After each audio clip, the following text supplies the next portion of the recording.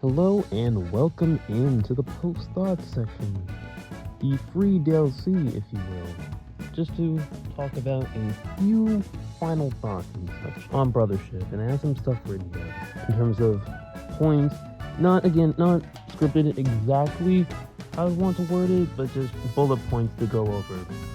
So, I'm gonna go over the first one, and then we're gonna continue down from there, continue down the line, and then yeah, that's gonna be it.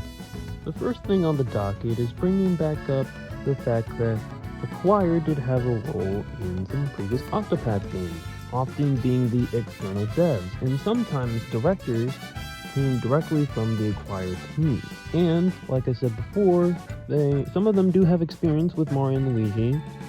However, I do feel like in Octopath versus like a game like Mario, there is a bit less of willingness to commit to some of their good ideas, considering, the Mario RPG. It's just like, it's not as serious as Octopath Traveler, which, well, definitely true. It's a completely different type of RPG. Fundamentally, I think it could have been a possibility, potentially, of them thinking that Mario is something that is strictly only for kids instead of something that is for kids but older people, not necessarily adults, but like older audiences as well, can also enjoy. And that's the more optimistic viewpoint, and obviously I would prefer to say that.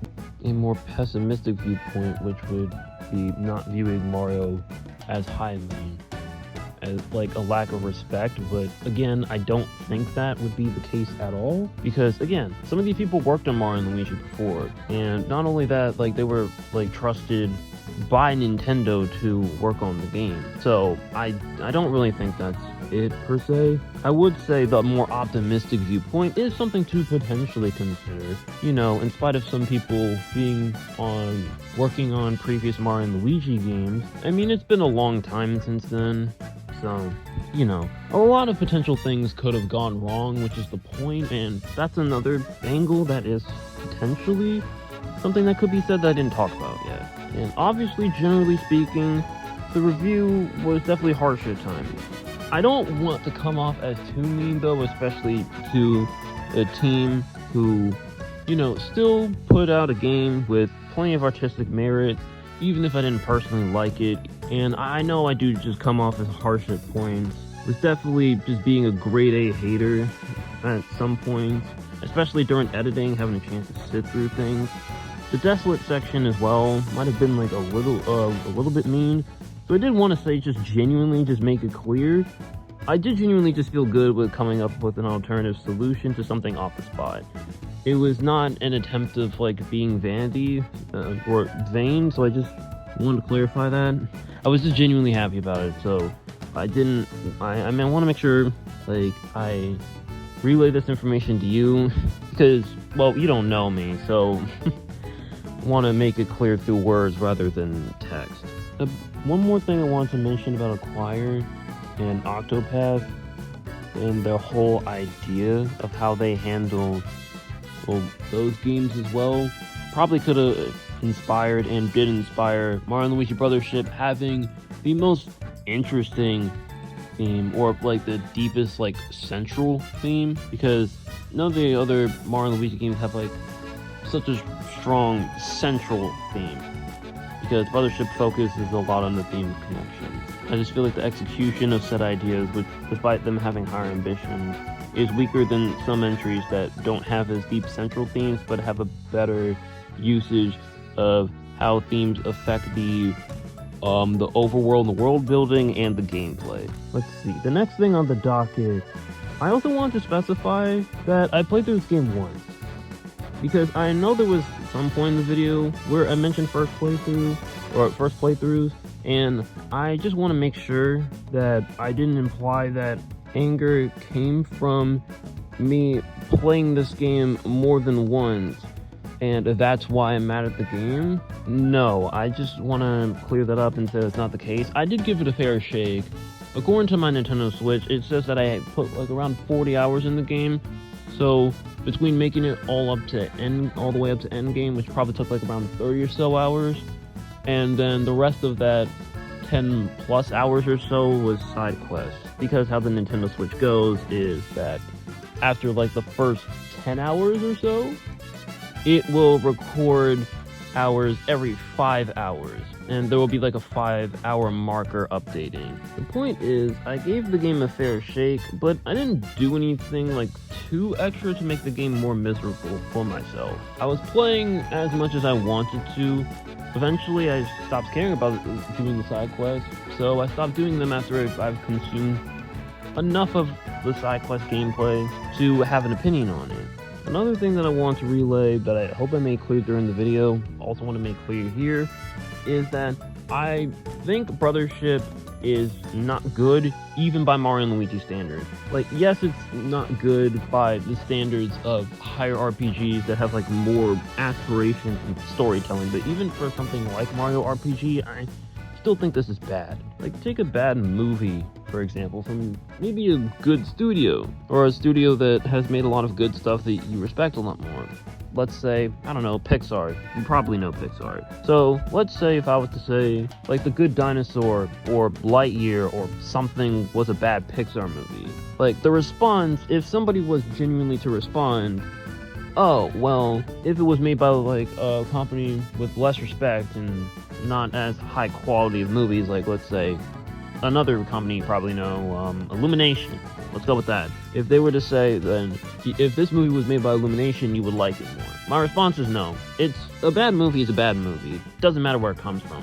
And I also feel that way about Brothership. Well, not as bad, obviously, but that's just the general idea that I'm trying to convey with that. The next thing I want to say is expanding on when I said themes in Bowser's Story, Partners in Time, and Dream Team, the themes and how they're handled in the overworld and how they translate to the gameplay is something that I generally think is done better or done really good in all these entries. So if I can go a little bit more to depth with that, I will. First up with Bowser's in Time. When Mario and Luigi go into his stomach, it makes it so you switch between gameplay for both Bowser and the brothers. And when you have to do mini games to revive Bowser, Mario and Luigi have to go to different sections of his stomach. So gameplay-wise, the theme of Mario and Luigi being inside Bowser is not only interesting thematically, it's also interesting gameplay-wise. Bowser's Inside Story is also interesting because this idea for a gameplay loop allows you to explore as Bowser. Not only do Bowser and the brothers have different fighting styles, but exploring as Bowser, there are some story elements that are effective because you are a Bowser, such as Bowser trying to get his castle back, Bowser's conflict with Fawful, like losing his minions to Fawful, stuff like that. Partners in Time's whole deal of going back into the past and going to different parts of like the past and future and stuff like that also influences how you play through the game. Not only do you play with your past selves, also as characters, like past Mario and past Luigi are also on your team. Also, some areas that you go to in the game are also take advantage of the fact that you were in the past. Dream Team does a great job with the whole dreamy vibe of the game. How there's a regular world and there's a dream world with the pillow characters. You find pillows in the overworld. In order to break the dark chunks, you go into dream world. Not only is it interesting in terms of what you have to do for just general gameplay, makes general gameplay fun, it also just makes things a little bit more interesting because every area that you go to also has a dream world variant. Now, I do think Brothership could have benefited from some voice acting in areas, which I did mention at some points throughout the videos. Obviously, Mario & Luigi has never had voice acting before, but there is a Mario & Luigi game recently that had some level of voice acting before being Sparks of Hope, and this could honestly be a decent place to take from. Maybe a character like Beepo, for example, is a character that would be fully voice acted, and some characters would only just have voice acted lines. And then generally speaking, this could be the way forward for maybe the next Mario & Luigi entry. But I do think that could have worked well here. The next thing I want to talk about is music direction. And maybe times where I'm a little bit more okay with some tracks not standing out as much. For example, in an open world game. An open world game, a lot of the time, it's just supposed to be serene feeling when you're just exploring an open area, sometimes an adventure aspect as well.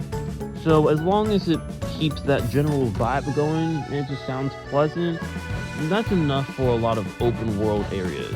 So I would be a little bit more forgiving in those senses. Mario & Luigi Brothership has like specific areas that are supposed to stand out, which is why I have a bit more problem with it by comparison. Another game as well, or type of game, where I would say the musical direction having some tracks not standing out is more okay, or I'm more okay with it, is a game where it wants specific songs to stand out for emotional moments. So there are a lot of songs that don't stand out because they just want a few of them to be big standouts. A game like Armania that came out recently is a good example of this, which I played.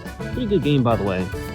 So would recommend. I respect that general direction behind music more. However, Armania is still a game where I would rather appreciate that you do both, where you have just good music and you also have standout tracks for emotional moments. I feel like both is possible. That's just how I feel about that. And like I said, I respect that direction, both of those directions more, so when music doesn't stand out in those cases. I will say this next thing could be a little bit personal, but I feel like dialogue might be more bland, and the NPCs just do stand out less. I'm more confident in that latter statement than the former statement, because, you know, it has been a while since the other Mario & Luigi entries, but I don't know, it feels more bland anyway. It feels like this could easily be like a symptom or a side effect of, like I said, the lack of incentive in things that you're doing for the large majority of the game, and how the world building is weaker than games like maybe Bowser's Toy Story, Partisan Time, Dream Team, stuff like that. I already mentioned that up above, where I mentioned why the themes work better in that game, or in those types of games. So maybe that's like an after effect of Brothership kind of being a lot weaker in these elements than some other entries in the franchise. And even a world like, say, Superstar Saga was more interesting. The next thing I do want to say is maybe a few areas could have popped more visually in Brothership. In terms of variety of locations, so there's definitely some variety of locations. Maybe not as good as some other entries, but I mean, it's obviously better than a game like Paper Jam, but generally speaking, it's not quite as good as a lot of entries. And again, though, I feel like this is a symptom of the game's other issues, such as islands being too small and underdeveloped. The majority of areas pop, though, I would say. Except for dungeons, I feel like those could be more visually distinct. Examples of some of these areas are Slip and Glide, Scorching, All Sand, Twisty, well, besides the tree centerpiece in the middle. For the most part, though, I feel like Brothership does a fine job of this aspect. Up next is concording character design. Like I previously mentioned, I like the themes behind it, considering the whole theme of the game is about connections and their plugs, and that works well. But in terms of dislikes, that would be the facial features of these types of characters, as this aspect does look less appealing, and many of the facial features on said characters are similar. They do a better job with facial structures, for the most part, though. I kind of don't like the stretched out, bulky look of Cosette, though, but that's a specific character complaint, since it's very clear that she's a more personal character. She's Connie's mentor and Zaki's, so she's clearly supposed to stand out. I still don't like her much personally, though. Now, the last thing I have written down is asking if you'd be willing to if somebody would be willing to archive the videos so it doesn't get lost. The part of me that was suffering through making this long video, but that was them talking. I could probably figure that out on my own. Obviously, storage might be an issue, but I could probably figure that out on my own. If you want to, that's fine, but I mean, I don't really want to imply that the video will do well.